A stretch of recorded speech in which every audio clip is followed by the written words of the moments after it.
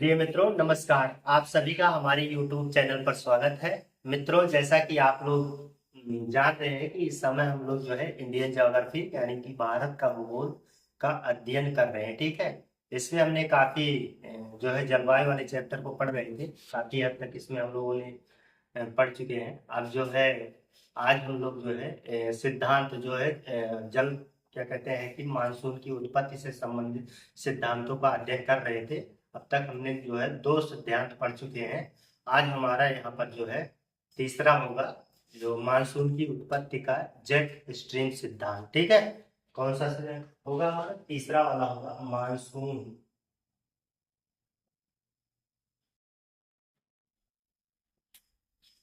Monsoon की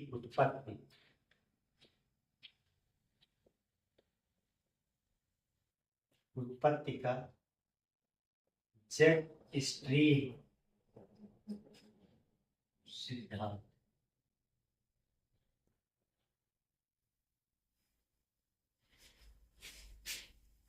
monsoon की उत्पत्ति का जेट स्ट्रीम सिद्धांत आज हम लोग देखेंगे। ठीक है। तो यहाँ पर जेट स्ट्रीम सिद्धांत हम लोग देख रहे हैं। तो जेट स्ट्रीम, जैसा कि आप लोग चाहते हैं, जेट विमानें होती हैं। विमान अगर हम लोग देखें तो विमान कहाँ उड़ाए जाते हैं, आपसे ये प्रश्न पूछा जाता है। तो विमान हमेशा समताप मंडल में उड़ाए जाते हैं। ठीक है। या विमान जो है वो समताप मंडल में उड़ते हैं। पहले तो क्षोभ मंडल होता है, क्षोभ मंडल के ऊपर जो है समताप मंडल पाया जाता है। तो समताप मंडल में ही विमान उड़ाए जाते हैं। ठीक। तो जाहिर सी बात है कि ये जो स्ट्रीम में पौने हैं, ये भी जो है कहीं ना कहीं क्षोभ मंडल के ऊपर चलती होंगी। ठीक है। और विमान है तो विमान तो धीरे धीरे तो चलता नहीं है, विमान काफी तेज से चलता है। तो इसलिए इससे आंकड़ा ये लगाया जा सकता है कि ये पौने भी धीरे धीरे नहीं चलने वाली होगी, बल्कि इनकी भी स्पीड विमान की तरह बहुत तेज होगी। ठीक है। वायुयान की तरह इनकी भी स्पीड काफी तेज होती है। यहाँ तक इनकी स्पीड इसमें बताया गया है 340 किलोमीटर प्रति घंटा की गति से चलती है। ये भारत के मौसम में जो है बहुत सारे परिवर्तन लाती हैं, यानी कि मौसम को प्रभावित करती है। ठीक है। भारत ही नहीं, पूरी दुनिया के मौसम को प्रभावित करती है। हालांकि हम भारत का भूगोल पढ़ रहे हैं तो हम ये कहेंगे कि भारत के मौसम को प्रभावित करने वाली होती है। ठीक है। ये हमेशा जो है आप मान चलिए कि क्षोभ मंडल यानी कि 8 से 18 किलोमीटर की ऊंचाई पर चलती हैं। आप लोग जैसा कि जानते ही होंगे कि हमारा औसतन क्षोभ मंडल की ऊंचाई जो होती है वो 13 किलोमीटर मानी गई है। ठीक है। तो इसके ऊपर जो है वो समताप मंडल होता है, और समताप मंडल में ये ऊपर की तरफ से जो है पौने चलती है, काफी तेज चलती है पौने। ठीक है।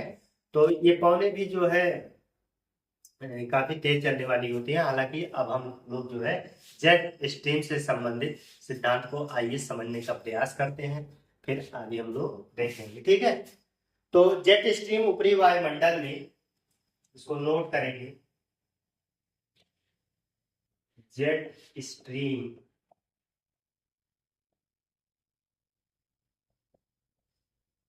ऊपरी वायुमंडल में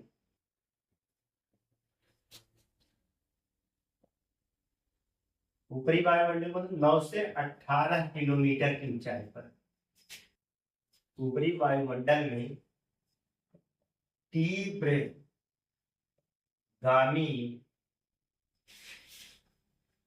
वायु प्रवाह प्रणाली प्रणाली है। इसका मतलब है कि तेजी से चलने वाली ये वायु है। ठीक है। तीव्रगामी, बहुत तेजी से ये चलती है। तो तेजी से चलती है तो इनकी गति भी तो कुछ होगी। तो इनकी गति 340 किलोमीटर प्रति घंटा है। ठीक है। ये मौसम में परिवर्तन लाने वाली होती है। ठीक है। ये मौसम को प्रभावित करती है। ठीक है। इस पॉइंट को भी यहाँ पर हम लोग नोट करेंगे। ये मौसम को प्रभावित करती है, प्रभावित करती। ठीक है। ये मौसम को प्रभावित करती है। भारत में जो आप देखेंगे कि दक्षिण पश्चिम मानसून आता है, ठीक है। भारत में जो है दक्षिण पश्चिम मानसून आने से ये संबंधित होती है, ठीक है। मानसून का संबंध उत्तर पूर्वी जेट स्ट्रीम में है, ठीक है। उत्तर पूर्वी जेट स्ट्रीम से है। और जो है उत्तर पूर्व मानसून का संबंध उपोष्ण पश्चिमी जेट स्ट्रीम से होता है। तो इस पॉइंट को हम लोग नोट करेंगे।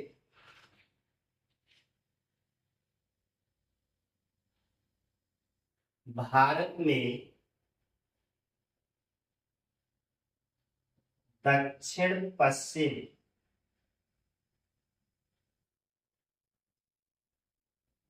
मानसून का संबंध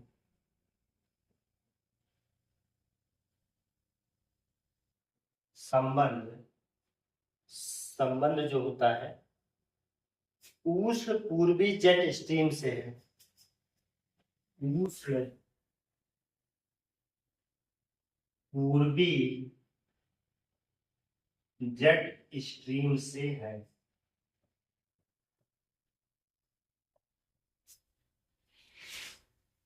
तथा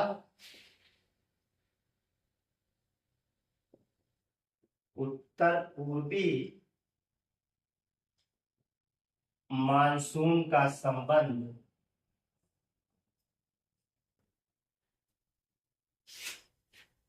उपोष्ण पश्चिमी जेट स्ट्रीम से है।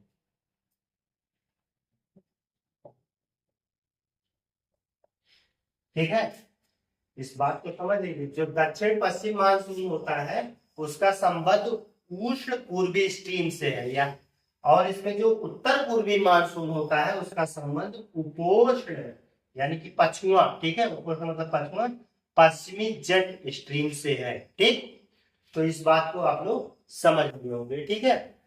तो यहाँ पर जो है सबसे हम अलग अलग जो है इसको पढ़ेंगे। तो सबसे पहले हम लोग देख लेते हैं कि उत्तर पूर्वी मानसून का संबंध उपोष्ण पश्चिमी जेट स्ट्रीम से है। इस बात को हम लोग समझेंगे, यानी कि पश्चिमी जेट स्ट्रीम द्वारा उत्तर पूर्व मानसून की उत्पत्ति। तो हम लोग यहाँ पर एक हेडिंग बनाएंगे। ऐसा करिए, सबसे पहले आप लोग जो है या तो इसको लिख लीजिए, स्क्रीनशॉट ले लीजिए, फिर हम इसको देखते हैं कि उत्तर पूर्वी जो मानसून आता है वो पश्चिमी जेट स्ट्रीम के द्वारा कैसे उत्पन्न किया जाएगा, इस चीज को हम लोग देखेंगे। ठीक है, इसको आप लोग स्क्रीनशॉट ले लीजिए।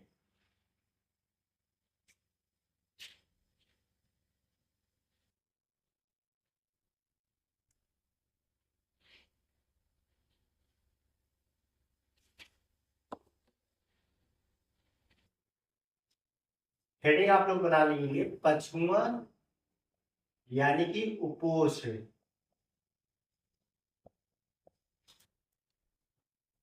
पश्चिमी जेट स्ट्रीम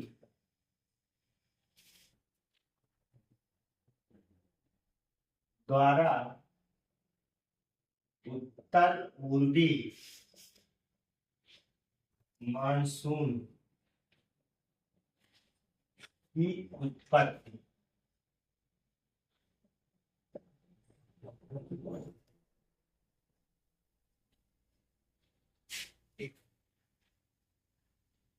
तो वही बात इसमें भी आई कि आप लोगों ने जब पढ़े थे कि हम लोग तापीय सिद्धांत यानी मानसून की तापीय सिद्धांत वाला टॉपिक आप लोग देख लीजिएगा फिर से, तो वहां से सारी बातें क्लियर हो जाएंगी। फिलहाल आप यहाँ थोड़ा सा आप लोग को बताने का प्रयास करेंगे कि जैसे यहाँ पे हम बताएं आप लोगों को कि हमारी भी है यहाँ पर 0 डिग्री देशांत सॉरी अक्षांश रेखा होती है। यहाँ पर 0 डिग्री अक्षांश रेखा है। तो आप देखेंगे कि यहाँ पश्चिम से जो है पौने चलती है, ठीक है, पश्चिम से पौने चलती है। और इनकी ऊंचाई अगर देखेंगे तो वायुमंडल में जो है इनकी ऊंचाई 8 से 18 किलोमीटर ऊंचाई बताई गई है। ये पश्चिमी जेट पौने जो होती है काफी तेज चलने वाली होती है। ठीक है। ये जैसे ही पश्चिम से पूरब की तरफ चलती है, यानी कि मध्य एशिया, मध्य एशिया के बाद जो है तिब्बत, तिब्बत मिलेगा, ठीक है। तो तिब्बत में जो है, ये तिब्बत का पठार जब आता है तो ये दो भागों में बट जाती है, ठीक है। ये दो भागों में बट जाएगी, एक शाखा तो तिब्बत के उत्तर से होकर गुजर जाएगी, और एक शाखा जो है हिमालय के दक्षिणी भाग से होकर जाएगी, ठीक। तो इस पॉइंट को हम लोग इसमें नोट करेंगे, ठीक है। इसको देखिए, तो ये सिचुएशन कब होगी, ये सिचुएशन इतना याद रहना चाहिए आप लोगों को कि उपोष्ण से संबंधित, यानी कि अभी क्या है, अभी सूर्य जो है वो मकर रेखा की तरफ है, अर्थात कर्क रेखा में जो है वो शीतकाल है, ठीक है। शीतकाल और ग्रीष्म काल, दो ही स्थितियों में मानसून की उत्पत्ति होगी, ध्यान दीजिएगा इस बात को। यहाँ पर जो है भारत में, अगर हम भारत में बात करें तो भारत में जो है दो स्थितियों में मानसून की उत्पत्ति होने वाली है। एक तो आप लोग सुने होंगे कि उत्तर पूर्वी मानसून, एक होता है दक्षिण पश्चिम मानसून। उत्तर पूर्व मानसून जो होता है वो शीत ऋतु में होता है, ठीक है। तो शीतकाल में भारत में कहीं कहीं देखेंगे आप, उत्तरी भारत में आप देखेंगे जैसे राजस्थान वाले क्षेत्र में, या उत्तर प्रदेश और फिर बिहार वाले, यानी कि गंगा के मैदान में कुछ बारिश शीतकाल में हो जाती है।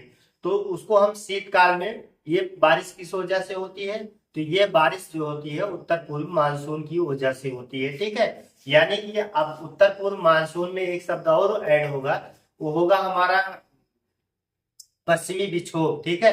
पश्चिमी विक्षोभ होगा। पश्चिमी विक्षोभ में क्या है, जो आपके राजस्थान, उत्तर प्रदेश, बिहार, यानी कि गंगा के मैदान में जो बारिश होती है वो पश्चिमी विक्षोभ, यही पश्चिमी विक्षोभ आगे चल करके उत्तर पूर्वी मानसून का रूप धारण करेगा, ठीक है। फिर जाकर के जो है बंगाल की खाड़ी से नमी ग्रहण करेगा, नमी ग्रहण करके तमिलनाडु के यानी कि कोरोमंडल तट पर जो है ये बारिश करेगा, तो शीतकाल में, ठीक है। तो शीतकाल एक मानसून हो गया। इसके बाद जो है हम लोग देखेंगे कि एक दक्षिण पश्चिम मानसून, ये दक्षिण पश्चिम मानसून कब आता है, तो दक्षिण पश्चिम मानसून जो होता है ये ग्रीष्म काल में आता है, ठीक है। ग्रीष्म काल आप सुने होंगे कि, आप जानते होंगे कि गर्मी का महीना जब चालू होता है 1 जून को हमारा मानसून भारत में आ जाता है। तो जून के प्रथम सप्ताह या 1 जून को जो है मानसून, दक्षिण पश्चिम मानसून वो केरल के तट से टकरा कर और वहां काफी बारिश करता है। तो हम लोग कहते हैं कि मानसून आ गया, ठीक है। तो आप लोग कहते हैं कि भारत में मानसून एंट्री कर गया है, तो वो गर्मियों का समय होता है, और ये जो है शीतकाल। तो हम लोग जो है उपोष्ण यानी कि पछुआ उपोष्ण से संबंधित पश्चिमी जेट स्ट्रीम का अध्ययन कर रहे हैं, तो ये जो है शीतकाल से संबंधित रहेगा, ठीक है। आप समझ गए होंगे। तो यहाँ पर जो है शीतकाल में उपोष्ण जेट स्ट्रीम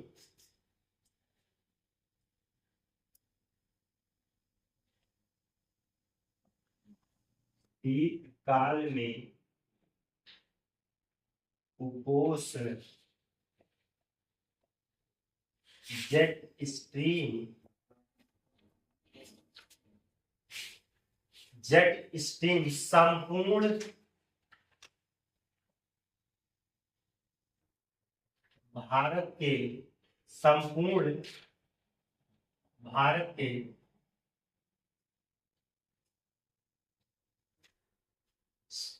यहाँ पर जो है आप लोग संपूर्ण भारत नहीं लिखिए, बल्कि संपूर्ण पश्चिमी एवं मध्य एशिया के, मध्य एशिया के ऊपर से प्रवाहित होती है, प्रवाहित होती है, ठीक है। जो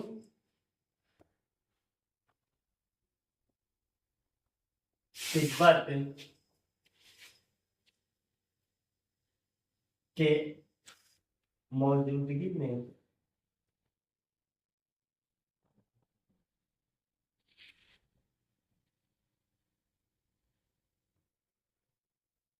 दो भागों में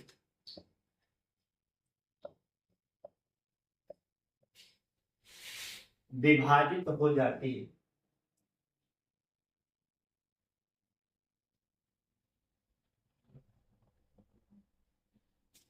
तिब्बत की मौजूदगी, क्योंकि तिब्बत का पठार स्थित है, वहां से ये दो भागों में विभाजित हो जाती है। इसकी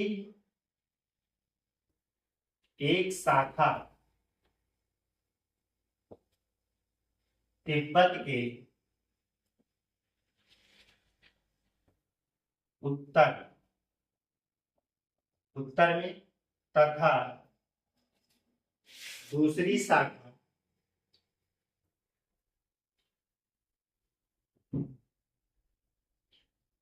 हिमालय के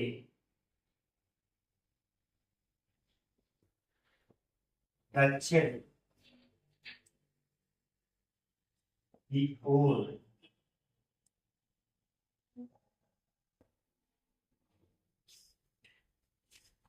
प्रवाहित होने लगती, ठीक है, प्रवाहित होने लगती है। तो इस बात को पहले हम यहाँ पर जो है देखेंगे कि यहाँ पर आप देखिए, ये मान लेते हैं कि तिब्बत का पठार है, ठीक है, ये क्या है, तिब्बत है, ठीक है, तिब्बत है। यहाँ पर जेट स्ट्रीम पौने चल रही थी, एक शाखा इधर से आएगी और फिर तिब्बत के बाद यहाँ आप देखेंगे कि हिमालय है, दूसरी शाखा इसकी इधर से निकल जाएगी, ठीक है। तो इस तरीके से ये जो है बढ़ जाते हैं, ठीक है। ये जो होती है, ये इधर वाली शाखा जो होती है, ये हमारे जो पश्चिमी विक्षोभ है इसको प्रभावित करती है, ठीक है। इस पॉइंट को जो है समझ लीजिए कि ये जो है पश्चिमी विक्षोभ को प्रभावित करती है, ठीक। तो आइए देखते हैं दूसरी शाखा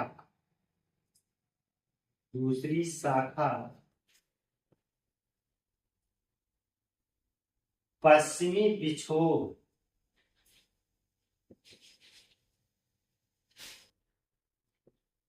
को प्रभावित करती है,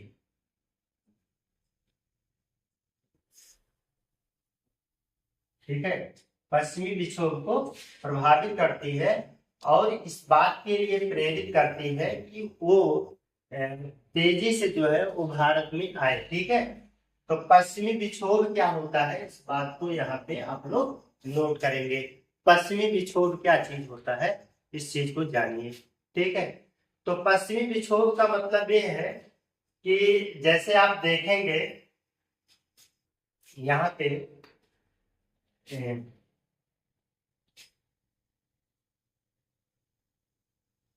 यूरोप की ठंडी हवाएं,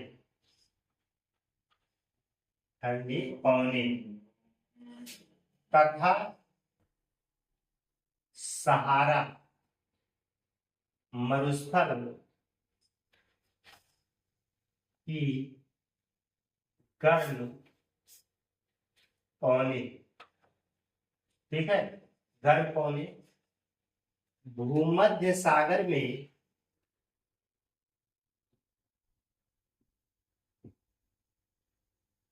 अभिसरित होती। बहुत सिंपल सी बात है कि आप देखेंगे कि इसको जो है विश्व के मैप में आप जो है देखेंगे कि अफ्रीका महाद्वीप है, अफ्रीका महाद्वीप के उत्तर में जो है विश्व का सबसे बड़ा सहारा का मरुस्थल स्थित है, ठीक है, सबसे बड़ा मरुस्थल जो है सहारा का मरुस्थल स्थित है। तो वहां जो है वहां का टेम्परेचर काफी गर्म रहता है, ठीक है, वहां का तापमान जो है बहुत ज्यादा रहता है, तो वहां की वायु जो है वो गर्म हो जाती है, ठीक है। और सहारा के मरुस्थल के उत्तर में देखेंगे भूमध्य सागर है, भूमध्य सागर के ऊपर देखेंगे यानी कि उत्तर में देखेंगे तो वहां पर यूरोप है, यूरोप से जो है ठंडी हवाएं चलती हैं, ठीक है। तो यूरोप से ठंडी हवाएं और सहारा की मरुस्थल से गर्म हवाएं, ये दोनों हवाएं आकर के जो है कहाँ मिलती हैं, भूमध्य सागर में मिलती है, ठीक है। तो भूमध्य सागर में ये हवाएं मिलती हैं, यहीं से जो है पश्चिमी विक्षोभ का निर्माण होता है, पश्चिमी विक्षोभ का यहीं से निर्माण होता है, ठीक है। तो अभिसरित तो होती है, ये अटलांटिक, अब अटलांटिक महासागर को पूरा कवर कर लेंगे, पूरी पट्टी को, ठीक है, पूरा तो नहीं कवर करेंगे लेकिन उत्तरी अटलांटिक महासागर के अंतर्गत आ गए। अटलांटिक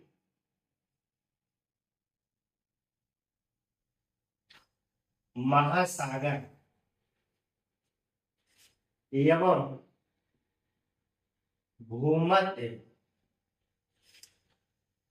भूमध्य सागर से नमी ग्रहण करती है। क्या ग्रहण करती है?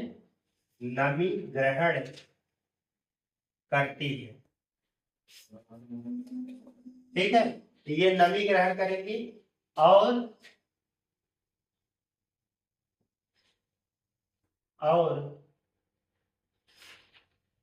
मध्य एशिया से होते हुए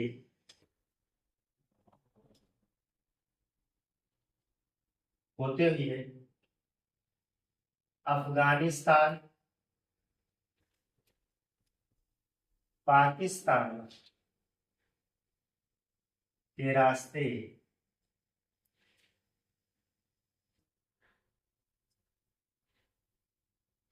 भारत में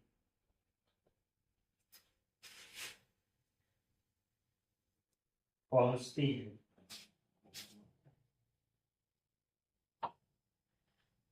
इन पवनों द्वारा भारत में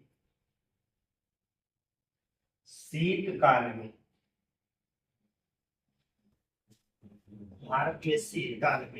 आप देखेंगे कि भारत में शीतकाल में जो है 15 जनवरी से 15 अप्रैल तक है जो है बारिश करती है, ठीक है, जो रबी की फसल के लिए बहुत अच्छी मानी जाती है, ठीक है। भारत में शीतकाल में 15 जनवरी से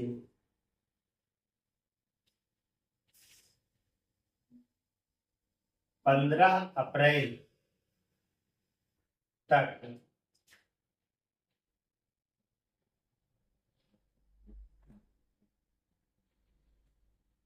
कुछ वर्षा करती है।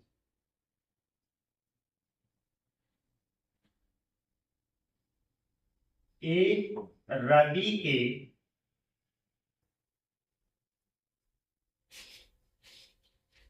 ये रबी के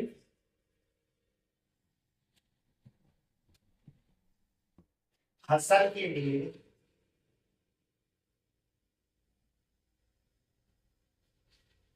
अच्छी होती है, ठीक है। ये रबी की फसल के लिए अच्छी मानी जाती है, ठीक है। इसी को जो है राजस्थान में मावट कहते हैं, ठीक है। इसी वर्षा को जो है राजस्थान में क्या कहा जाता है? मावट। तो इतना आप लोग जो है इसका स्क्रीनशॉट ले लीजिए, फिर हम लोग आगे लिखते हैं, ठीक।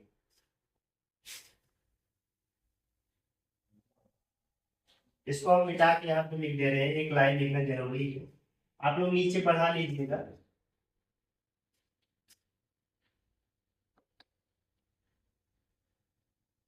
राजस्थान में इसे मावट कहते हैं। ये प्रश्न पूछा जाता है कि शीतकाल में जो राजस्थान में होने वाली वर्षा होती है उसे क्या कहा जाता है? तो उसे मावट कहा जाता है। इस बात को आप लोग जानते रहिए, ठीक है। काफी प्रश्न पूछा गया है तो आप इसको बात को जानते रहिए। मावट कहा जाता है जो शीतकाल में जो है बारिश होती है राजस्थान में। तो ये रबी की फसल जैसे आप देखेंगे गेहूं हुआ, चना, मटर, ये सब जो है रबी की फसलों के अंतर्गत आते हैं। तो ये सब जो है काफी अच्छे माने जाते हैं इनके लिए, ठीक है। और जो है इसमें एक चीज देखेंगे कि ये जो होती है गंगा के मैदान में जो है ठंडी का मौसम होता है, गंगा वाले क्षेत्र में जो भैया गंगा के मैदान के क्षेत्र में आते हैं, शीतलहर उत्पन्न करती है। इस पॉइंट को भी आप लोग नोट कर सकते हैं। एक पौने गंगा के मैदानी क्षेत्रों में शीतलहर लाती ठीक है। ठीक है, इनके द्वारा जो है शीतलहर लाया जाता है, इस बात को आप लोग जानते रहिए। ठीक, तो इतना तो हमने पश्चिमी विक्षोभ के बारे में, अब आप लोग समझ गए होंगे कि पश्चिमी विक्षोभ क्या चीज होता है। तो पश्चिमी विक्षोभ यही होता है कि शीतकाल में कभी कभी आप देखते होंगे कि उत्तर भारत में बारिश हो जाती है, और फिर वो बारिश जो है, हालांकि ज्यादा बारिश नहीं होता है, थोड़ा बहुत बारिश होता है, फिर ये बारिश जो है उस समय हमारे यहाँ रबी की फसल लगी होती है, उस रबी की फसल के लिए ये बहुत अच्छी मानी जाती है। इससे जो है रबी की फसलें जो है वो अच्छी पैदावारी होती है। तो इस बात को आप लोग जानते रहिए। ठीक है, अब जो है यही पौने आगे चल करके, ठीक है, यहीं पे आप लोग नीचे इसको नोट करेंगे, यहाँ से हम यहाँ से नोट करेंगे। यहाँ से नोट करने का हमारा आशय ये है कि अब हम इसके बारे में देख रहे हैं। ठीक है, यहाँ पे हमने पश्चिमी विक्षोभ के बारे में इतना सीखा, ठीक है, जो डिटेल्स हम लोगों ने बताया। अब पश्चिमी जेट स्ट्रीम और क्या करेगा, यही पौने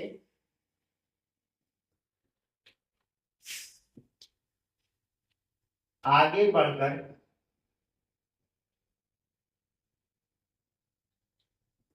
आगे बढ़कर बंगाल की खाड़ी,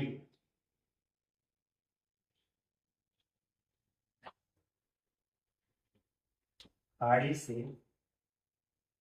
नमी को ग्रहण करके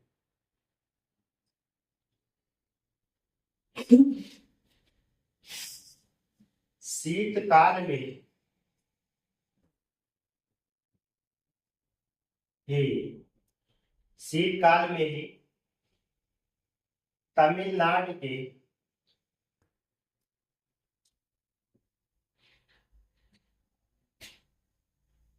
कोरोमंडल तट, कोरोमंडल तट पर वर्षा करती है। ठीक है, इन्हें जो है उत्तर बाद में जो है इनको देखेंगे उत्तर पूर्व मानसून। ठीक है, उत्तर पूर्व मानसून के नाम से जानते हैं। यही पौने होती है जो उत्तर पूर्व मानसून के रूप में जानी जाती है। ठीक, तो अब जो है हम लोग देखेंगे यहाँ पर पछुआ पवन से संबंधित पश्चिमी जेट स्ट्रीम हो गया। अब उस पूर्वी जेट स्ट्रीम द्वारा जो है दक्षिण पश्चिम मानसून उत्पन्न होगा। ठीक है, तो इस बात को भी हम लोग यहीं पे सीख लेते हैं। ठीक,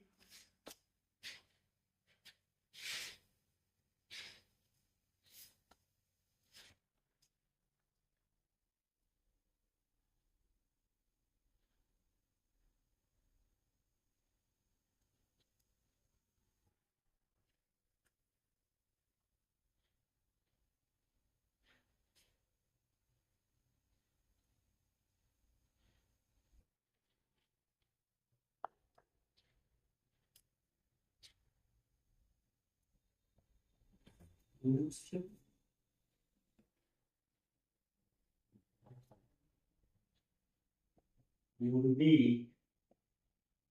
जेट स्ट्रीम द्वारा दक्षिण पश्चिम मानसून की उत्पत्ति।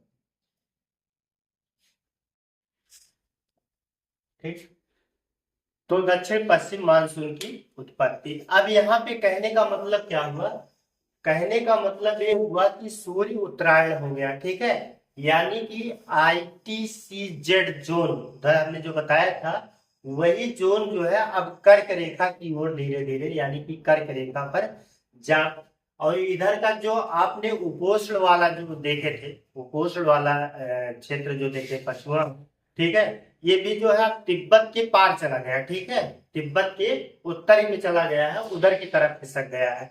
ठीक, तो इस पॉइंट को हम लोग यहाँ पर नोट करेंगे। यहाँ पर देखेंगे कि पश्चिमा या पश्चिमी जेट स्ट्रीम ग्रीष्म काल में, ये सब ग्रीष्म काल में होंगे, ग्रीष्म काल में पश्चिमी जेट स्ट्रीम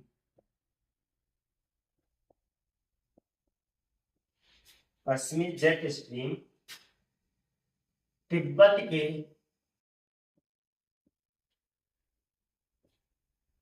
ऊपर प्रवाहित होती है, होने लगती है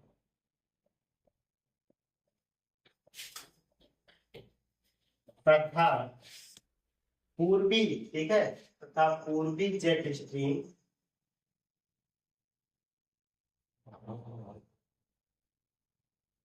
भारतीय उपमहाद्वीप पर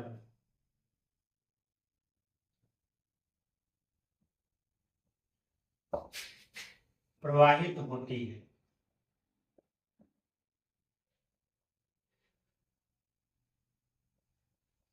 ठीक है, भारतीय उपमहाद्वीप पर प्रवाहित होती है। ठीक है, तो ये पूर्वी जेट स्ट्रीम मतलब इसका भी जो है खिसकाव जो है उत्तर की तरफ हो जाता है।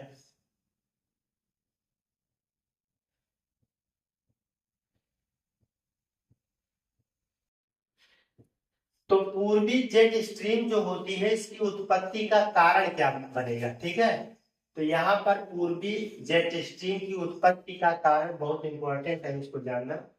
पूर्वी जेट स्ट्रीम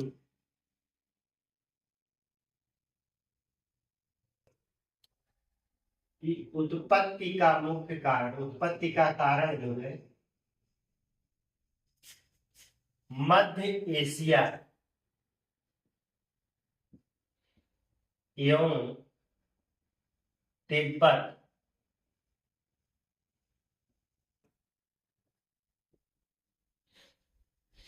का गर्म होकर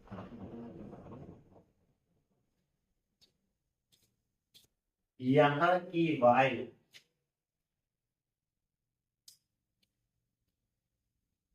ऊपर उठना।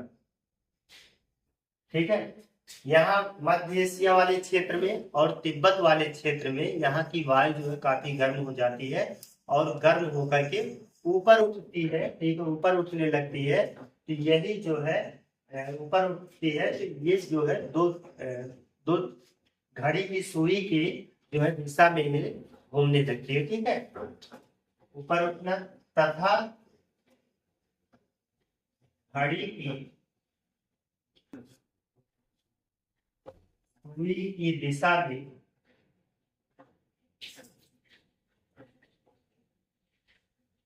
गति करने लगती है।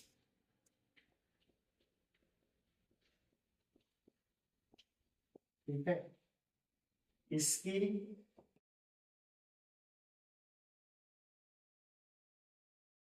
एक धारा जो ऊपर गति करती है, इसकी एक धारा या वायु धारा लिखिए, इसकी एक वायु धारा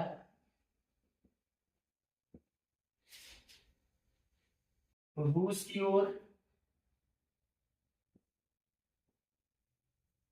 तथा दूसरी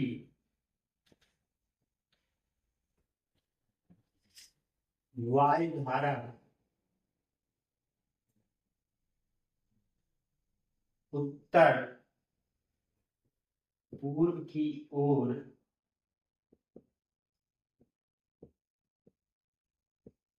प्रवाहित होने लगती। ठीक है, प्रवाहित होने लगती है और फिर यही यही जो है यहाँ पे हम लोग नोट करेंगे, यही उत्तर पूर्व की ओर प्रवाहित होने वाली वायुधारा जो होती है फिर कोरियालिस बल के कारण जो है अपने दाहिने मुड़ करके जो है दक्षिण पूर्व मानसून का रूप धारण कर लेती है। बाद में यही उत्तर पूर्व की ओर प्रवाहित होने वाली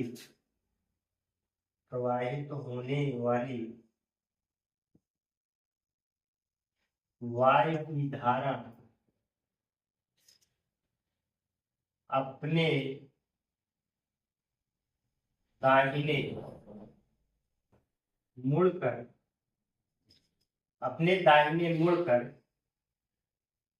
दक्षिण पश्चिम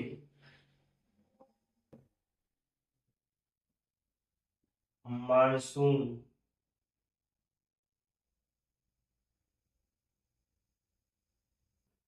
की उत्पत्ति करती है। तो इतनी बातों को हम लोग ने सीख लिया।